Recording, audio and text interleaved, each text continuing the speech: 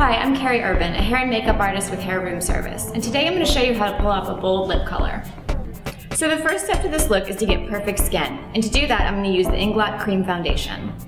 The reason I like the Inglot Foundation is because it's light and it's not going to look too makeup-y. I'm going to use a brush for even application. If there are any problem areas, just go in with a little concealer on a small brush and just dab. A lot of times around the nose in this area it can be a little bit redder, so I'll put a little concealer on there and then blend.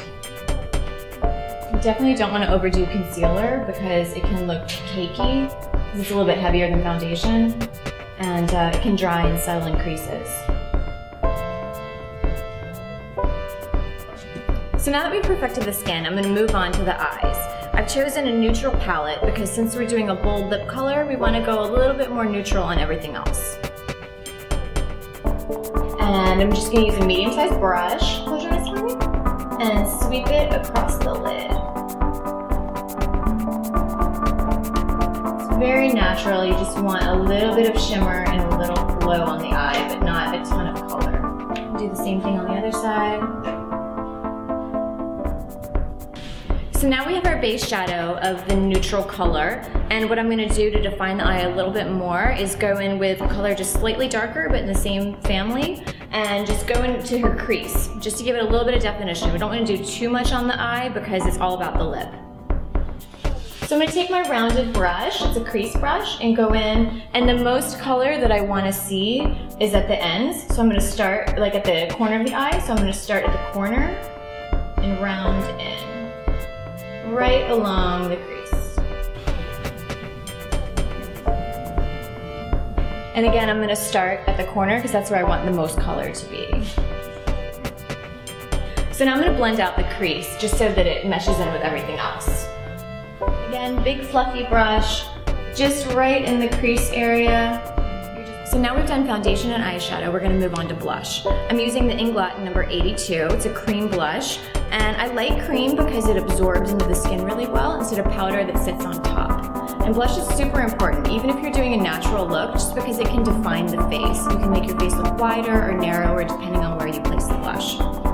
So for her face, she's a little bit wider in this area, so I'm going to put it right on the apples just to give her like a rosy glow, and then just kind of bring it outwards just to sort of slim it in a little bit. So the next step is mascara, which every girl can never leave the house without, and we're going to use the Inglot mascara.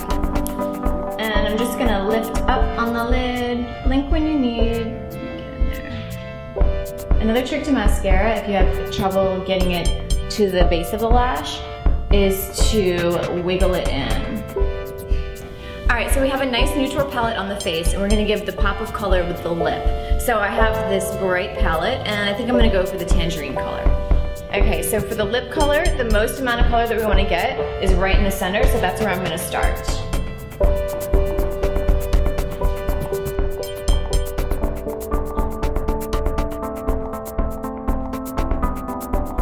And then for the top of the lip, you want to define, it's called the Cupid's bow. It's the little M shape, so I go in and define that first.